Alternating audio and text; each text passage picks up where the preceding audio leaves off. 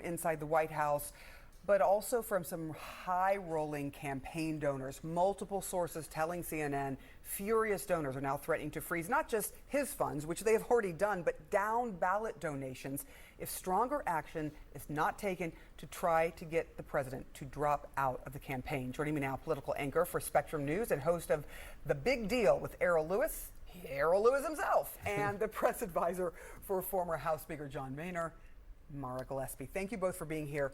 Holy smokes. When donors are saying, look, we are going to take money away from down ballot Democrats, that's got to be a real slap in the face here.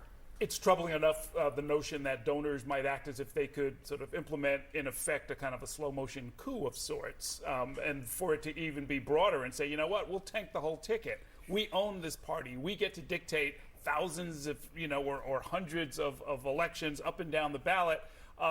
That's not acceptable. It's not a great message. And if it's real, I hope that some of these names will come out. I'd be very interested to know who thinks they have that kind of power. And by the way, I think they're overplaying their hand, not just with Joe Biden, who seems to be a pretty stubborn old man in a lot of ways, but up and down the ballot, I think people would be deeply, deeply offended at the notion that some rich folks sitting in Hollywood Hills or some other place can dictate who's going to win in New Mexico or Kentucky or Maryland. I mean, it's just not acceptable. I do think that's an important perspective that you're bringing there, Errol. That people know that that's going on, that there is that feeling out there where they're hearing all these voices. It's not just donors, though, is it? I mean, it is elected officials. There are many in the grassroots. The polling, some of it does show half or more of Democrats out there are concerned about having Joe Biden on the ticket.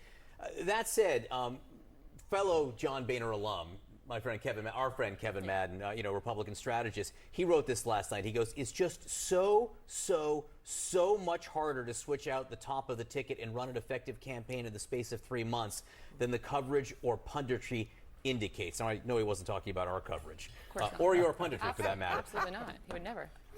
How could you run a campaign in 3 months? How would you switch out that top leadership? Honestly, what I said for probably the better part of a year is that I thought that they would switch it out with Governor Newsom and Michelle Obama. I think that's the only way they win against Trump at this point, truly.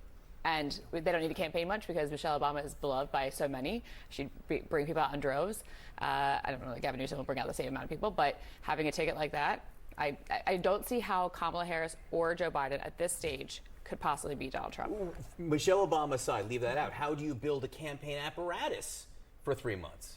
I mean, the Obama family is very integrated into the Biden world. I mean, what's happened here, Biden's inner circle has been too close around him that he didn't see this coming. They didn't show him that this was coming. And I think that that's a real, and we didn't as a society, but also as like the Democratic Party, they didn't know how bad it was, or at least weren't willing to acknowledge how bad it was because he's so insulated. That's a problem. And if anything else, you're going to learn a lesson here is that, donors aside, you can't insulate him so far, or whoever the candidate is, so far so that they're not able to see past their own noses.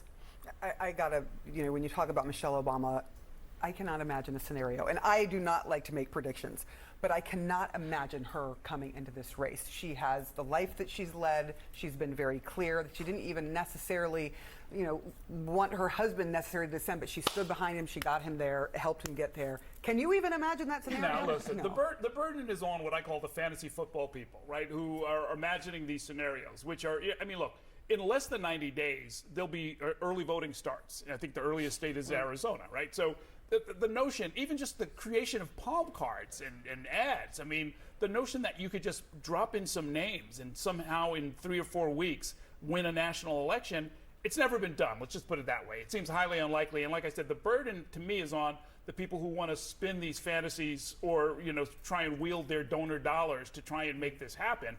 I don't see it happening.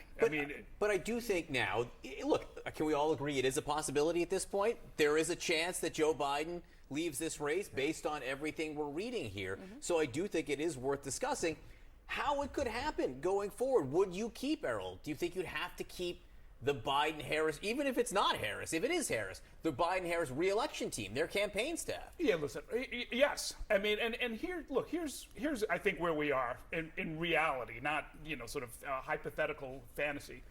A landslide election may be in the making. right? That's what some of the pundits are saying, and that's what some of the pollsters are suggesting. I think they might be wrong about a lot of that. There are a lot of reasons to think that they might be wrong, including what we just saw about the supposed red wave in the last 2 years that never materialized. The voters out there are going to decide, and we're not 100% sure what they're going to do. It seems like a pretty close race to me as I look at the polls. A 2 or 3 or 4 point difference to me does not equal a landslide, but there are some smart people who think it might be happening. Okay, it has happened before. It happened in, there are realignment elections. It happens to sort of look at the United States, this big, diverse, complicated country, and say, we have to do whatever we can to stop this realignment from happening.